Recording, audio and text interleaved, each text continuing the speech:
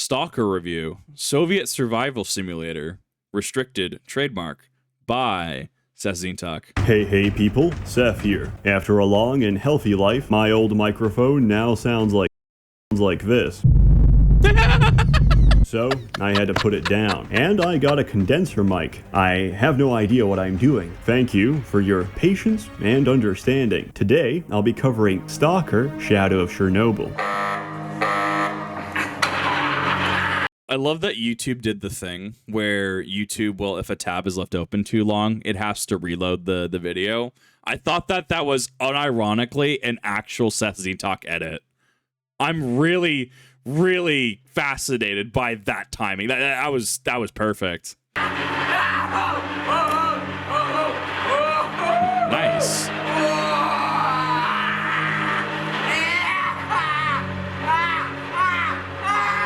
Actually, I lied. I'll be reviewing all of the Stalker games at once, and the novel this universe is based on, Strugatsky's Roadside Picnic. Stalker's premise is very simple. You play as a delinquent Gopnik who's just broken into a fenced-off exclusion zone in Chernobyl, Ukraine, which is actually based on a fictional country here in Europe. If the legends are true, the mythical nation of Ukraine produces most of the bootleg cigarettes and prostitutes we find in Europe today. But everyone knows this is just a fairy tale. However, in this world there was no nuclear meltdown, nor any subsequent cover-up by the infallible, benevolent Soviet Union. Instead of nuclear fallout, we have an expanding circle of land where the laws of physics don't apply, filled with all manner of strange anomalies and mutated wildlife that wants to kill you. Why did you... I kind of like...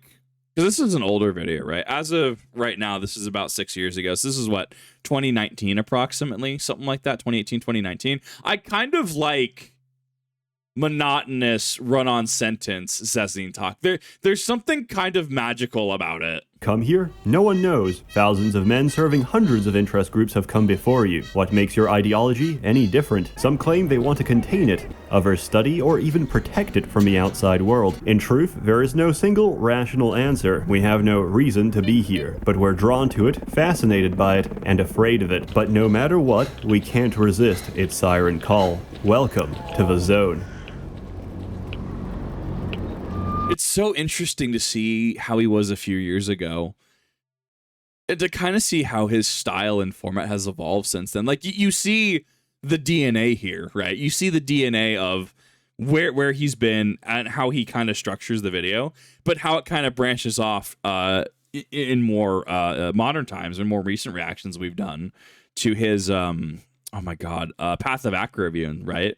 Like how it's just structured differently, or his it was the detective game. I can't remember the name of it right now. The funny detective game database that everyone in the game on it. Oh my god, like it's so cool. I love looking at older videos by people because it's so interesting to see where they were and where they are and what worked for them and what they kept and what they potentially omitted because it potentially didn't work or it no longer matches their current philosophy. The zone, while physical in the games, is more of a metaphorical concept. The zone represents our anxious and often fatal curiosity, our hopes and dreams, and ultimately, our darkest desires. Rumors of the zone spread throughout our planet. Talk of mutants, weird events, and bizarre artifacts that defy our understanding begin to haunt everyone's imagination. And of course, the promise of treasure beyond your wildest dreams. Stalker is like the discovery of a new world. Everyone wants to go out into the great unknown and give smallpox to the Aztecs, and maybe even leave behind several dozen illegitimate mutant children which now lack a father. This is Seth reminding you that being a deadbeat dad isn't cool, even if your son is a malformed, hideous abomination and an insult to God's earth. Take responsibility and kill him yourself. As for... Sorry, I know my laughing sounds fake. I promise you it's not. I almost have a pounding headache right now from laughing earlier, so I do apologize if it's a little disjointed. That is not me trying to force laughter. That is, body is trying to not actually make my head hurt, and Seth makes me laugh a lot. The gameplay itself, it's a sandbox survival shooter, and it plays very tightly for a shooter. Most of the guns feel really good. When you're not shooting, you'll be exploring and investigating the world, avoiding anomalies and trying to get those sweet, sweet artifacts that justify the health risk. The zone has its own black market economy of selling artifacts back to governments, research groups, and private collectors. Sadly, you're at the bottom end of this lucrative pipeline. You're like a cocaine farmer in Colombia. Your life is short, miserable, and underpaid, and you're easily replaceable. The average artifact typically goes for about $20 on the black market, barely enough to restock your ammunition and buy some typical Slavic cuisine. Canned tuna, kielbasa, and stale bread. And of course, Monster Energy Zero Ultra, the USSR drink of choice. For added immersion, I recommend eating Stalker cuisine in real life. What was that on the wall? USSR drink of choice. Nice. Wow, freeze For frame. added immersion, I recommend eating Stalker Okay, that's what I thought that cuisine was. in real life. Luckily, my house has all of the aforementioned dishes. My bread is just a little Why is every frame so dense, Seth? I love it. in real life. What is my that? house has Top right. What is that? I can't tell what that is. What language is this? What is happening? Every frame, it's so dense. It's like I'm literally watching a Where's Waldo, but I don't know what I'm trying to find. It's like everything is Waldo, but somehow you're still having to find Waldo. It's fantastic. Like, all of the aforementioned dishes. My bread is just a little bit more fragrant than the zones. For even more immersion, you can try going outside. Who knows what sort of artifact lookalikes you'll find. Oh look, a gravy. And here's a stone blood. And here's a used hypodermic needle. These only appear in the extremely rare junkie crack den anomaly. How curious. Jesus Christ! That's a lot of needles! For Westerners, Stalker is a game about surviving a harsh, unforgiving place where there's no one to help or rescue you, human contact is limited, and you're left isolated from the outside world. For Slavs, Stalker is a simulation of everyday life, surviving a harsh, unforgiving place where there's no one to help or rescue you, human contact is limited, and you're left isolated from the outside world. How accurate you want the simulation to be is based on the difficulty you pick. Yes, the 4 genders: Rookie, Stalker, Veteran, and Master. Lowering the difficulty results in more mutations in the people, as they develop genetic adaptations to bullet fire and employment. For this reason, it's completely fine to learn the game on Stalker difficulty, but if you find that firefights take too long, I recommend bumping it up to Master. It's a strange way to do difficulty, but it makes sense once you're comfortable with the mechanics. If you're interested in playing all the games, the natural order would be Shadow of Chernobyl, Call of Pripyat, and then Clear Skies. If you only have time for one of them, play Pripyat. If you want even more, install Call of Chernobyl. It links every game map, and you can play as any faction, including bandits. It also removes almost all English voice acting from the game, which is far more fitting to the atmosphere, as there's many words to describe the average Russian, and bilingual is not one of them. Despite how hostile the zone is, it can also be quite comfy. Sitting around the campfire with other stalkers and listening to them play guitar and tell jokes in Russian is a very pleasant and homey experience, and gives you temporary relief from the choking isolation and dread you'll feel everywhere else. You know, I actually feel like a game like this would actually benefit from omitting English localization, like English voice acting, and just like slapping on the slapping on English subtitles. Like, I think that could actually work in terms of immersion. So it's what's the famous movie that did the thing with it started off, weren't they speaking Russian in the submarine? And then it kind of like pans around, and then they're all like speaking English, but it's implied that they're speaking Russian. They're just, is it Hunt for Red October? I feel like that's the one. I personally haven't seen it. Once again, list of other things to crucify me for because I haven't seen. But I do know from a film standpoint that specific interaction is kind of cool. Like, it sets up in advance. Like, you could have an introduction of like, yeah, you're going into the zone, but everyone speaks Russian or whatever in the zone, but you're able to through brain. Wow, I am not firing on all cylinders today. I am so sorry. But like being able to have the subtitles, you'd be able to understand what's going on, right? There's a in Halo as well, right? Halo 2, right? Wasn't the Covenant were they speaking in their own languages up until Cortana had to like snap, and then everything was audible in like English. It's a very show not tell minimalistic way of being able to have different languages and have different even dialects within languages, but being able to funnel it for the user in the interface.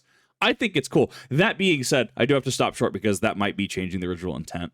And at the same time, it's like, I feel like it could be an idea, but I'm also not in any way, shape, or form acquainted with Stalker. So definitely take any opinion I have with a massive grain of salt. Though, bandit camps have some of the best music.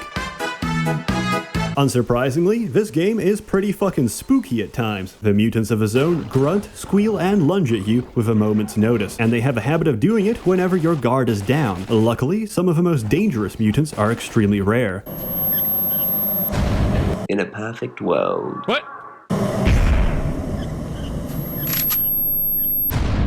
Men like me would not exist.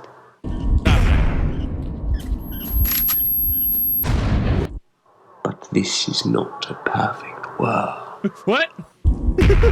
Why But surviving an encounter with one of them will leave you shaken and traumatized. Call of Pripyat is the most developed of the free titles. Hunting for artifacts becomes more than just platforming and throwing screws at vibrating pockets of air. You now have different devices to help you spot and locate artifacts invisible to the human eye, which now also appear inside and around the formation of different anomalies. One wrong move and you'll be torn apart, shocked, or incinerated. Luckily, some of the anomalies are much more benign and harmless than others. Mark 1. What the hell?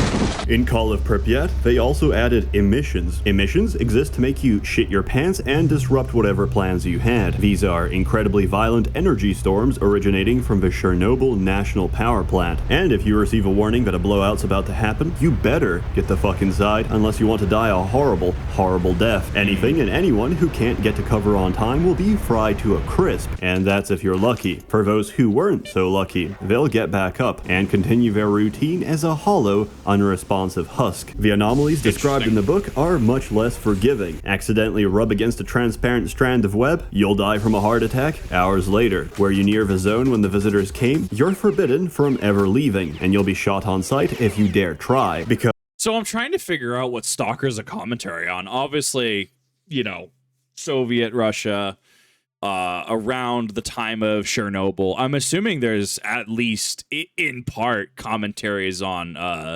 nuclear power, nuclear energy, the Chernobyl disaster itself, even though in this universe it seems to not have happened.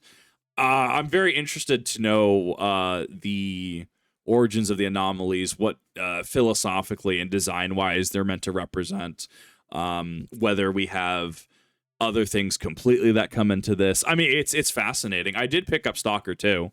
I haven't played it yet, unfortunately, as of the time of this reaction.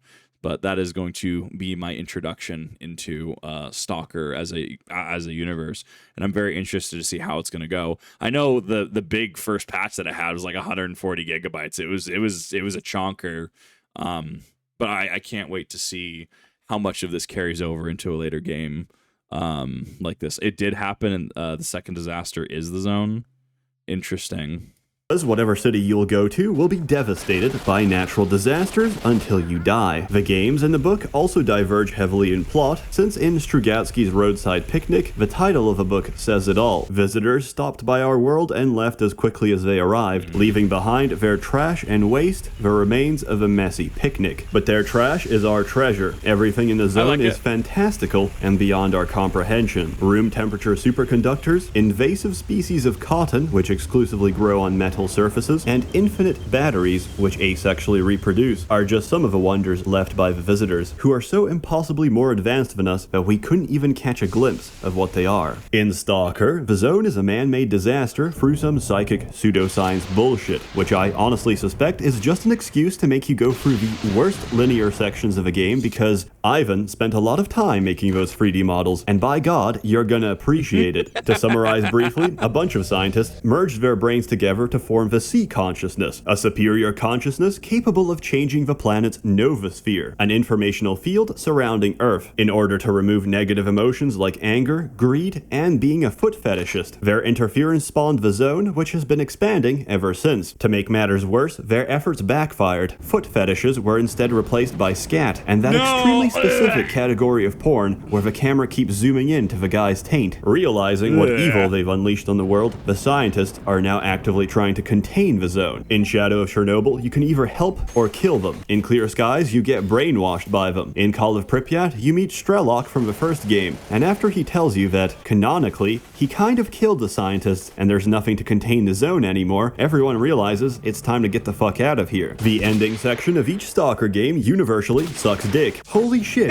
let me go through narrow corridors where everyone is armed with futuristic hit-scan energy weapons that kill you if they hug your little toe. Hey, you can also keep replaying dialogue from the Wish Granter on repeat every few seconds. What an amazing, unforgettable experience, which I wish I never had. Once you reach the Chernobyl National Power Plant, do yourself a favor and format your hard drive, because that's going to be a much more fun experience than anything still in store for you. And while the rest of the game is universally enjoyable, there is one exception. Clear Skies. Most people abandon Clear Skies because it probably has the worst introduction to any game ever made. You start the game and get dumped in a shitty swamp, equipped with guns that can shoot for 3 meters before the bullets enter another quantum reality and vanish forever. At some point, you'll have to leave this shitty swamp. You might be tempted to fight the 2-3 billion bandits that procreate in the warehouses. You might even be tempted to take the exit shown on the map. Both of those will result in your death. Taking the indicated exit will put you right next to a military cordon where a machine gun will shred you to pieces. No, the correct thing to do is ignore the swamp, enter the cordon, see the machine gun, fuck off back to the swamp, and take the new exit, which is safely north of your original one. If you have the 200 plus IQ necessary to get past that rough beginning, Clear Skies is probably the hardest of the 3. The game does not give a shit how much it throws at you, but holy fuck,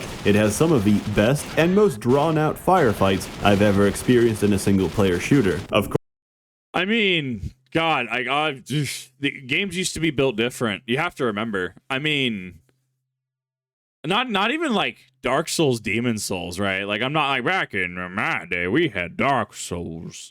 Give me that thing, your dog. No, we're talking like what? Like NES, SNES. Like, games used to be built a lot different. Like, oh my God, like. That was the thing, as I said, I ran into in Resident Evil 3 Remake after Nemesis killed me like 2 or 3 times. It's just like, would you like to go down to assisted? No, let me fail. Let me struggle bus here for a little bit. Like, hot damn. What was the Demon Souls before Demon Souls? That would be Kingsfield, dear chat member. That would be Kingsfield. And I was actually going to liken the introduction to what I had seen in Inferno Pineapple. Why am I combining 2 different Souls VTubers? There's no Inferno Pineapple. Inferno Plus, we watched his Kingsfield videos, reacted to them actually. It kind of reminds me of just how you start Kingsfield. You just, Grats, you're here. Cool. You move that helmet. Well, I guess you're in the lava now. I think it's interesting. I think that it's interesting to consider that this apparently seems to be the hardest of the games. And then it's just like, Grats, you're here now. Whether that's true or not, whether it is the hardest or not, I can't say for certain. I think that there's definitely an audience for that, though. That definitely seems like a pretty rough beginning. I feel like someone could point out a worse opening, though.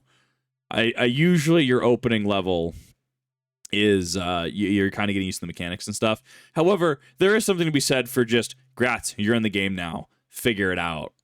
I actually really am a fan of that, 100%. It's why I did fall in love with the Souls franchise. Of course, in terms of atmosphere, the first game really set the tone. It's never too much, it's just the right dose of Soviet-era depression bleeding into your senses. Just keep in mind that the base game took 1 billion patches to actually run stably half the time. Smacking mods on top of that is just asking for trouble. XR Engine is an engine that may work one day and blue screen the next. Its internal workings are a subject of speculation and mystery, even to the Ukrainian computer engineers who originally coded it using Microsoft Paint on Windows Bandera. The engine is sensitive, fragile, and fickle. And if it really completely stops working, I recommend you roll back your NVIDIA drivers, which somehow magically fixes everything. I understand that this is the most poorly structured and ill-advised review I've ever made, but I thoroughly recommend every Stalker game, and I especially recommend you to read Roadside Picnic. You can buy a copy of each game for about $1 a piece, and the English translation of the book is of course available online for free. The games defy explanation, and capturing the feeling and tone of them is not something you can recreate by video alone. It's a lot of fun and well worth experiencing at least once in your life. And if you've already experienced it, well, there's still more mods out there than you can play in a single natural lifespan. As always, more content to come, so stay tuned. That content will be better structured. A warm thank you to the many members of the Merchants Guild, generously funding and bankrolling these videos. You're all wonderful. Have a good one. I love it. I absolutely love it. There's still 3 minutes left. How is he gonna fill 3 minutes? Unless this is all Merchants Guild, I guess, which is fantastic. 100%. I'm super into it. So I think it's cool. I actually really like it. I think that it's interesting because stalkers, especially in, you know, the public, we're gonna make sure that copyright doesn't bop us on that one in case it is copyrighted. I don't know. YouTube and copyright's strange. Microsoft did its rounds, copyright striking a bunch of Halo creators with recent Halo leaks. So trying to not run afoul of that one. However, I think it's interesting. I do miss when media I felt was a lot deeper. Not to say that there's not banger content nowadays, but there's something about, say, watching a Twilight Zone episode, and it's about a dude who's haunted because he worked in a camp, right? And he's haunted by his own guilt. Or you watch an episode where someone's time is up, and to extend his own time, someone else's time had to expire, and then he goes into business with the quote-unquote Reaper, right, as, you know, a business partner, right, to sell him that final pitch. So when we hear about the book, it's interesting how they both diverge. I'm actually a huge fan of divergent media, like, because you get to use something as a base, right? It is a story inspired by Roadside Picnic, right? Inspired by media that is a commentary on aliens out of this world leaving their garbage for humans to do whatever with, right? And you can use that to inspire a story about humanity, Soviet experiments. There's the very famous, the Soviet psychic experiments. You had the lady like bending the spoons, allegedly. A bunch of people tried to debunk that over the years. Soviets doing weird things with mirror boxes and stuff, and trying to like deal with psychic. Yeah, Soviets were interesting, but even there's a lot of that Cold War and Soviet mystique that just kind of lives on for obvious reasons. So it's just interesting to think about. I'm interested to play Stalker at some point. As I said, I'll probably start with Stalker 2 because I have it on Steam, so I might as well, right? I like that he just has sword. Like that he's just going on with sword. What a cool dude. Like he looks like he's having so much fun here. But this was great. I think this is an interesting introduction into kind of what Stalker is. Kind of tempering my expectations to a degree on what to expect. So I'm interested to see where it's gonna go. I think that there's a lot of fun to be had here, and I definitely see why a lot of people why they like it, why it's got such a passionate community. So thank you all for watching. I really do appreciate it. Definitely go check out SsethTzeentach if you have not. Even though this video is a few years old as of the time of this reaction, I think it was a banger. Definitely go check it out. See you in the next one.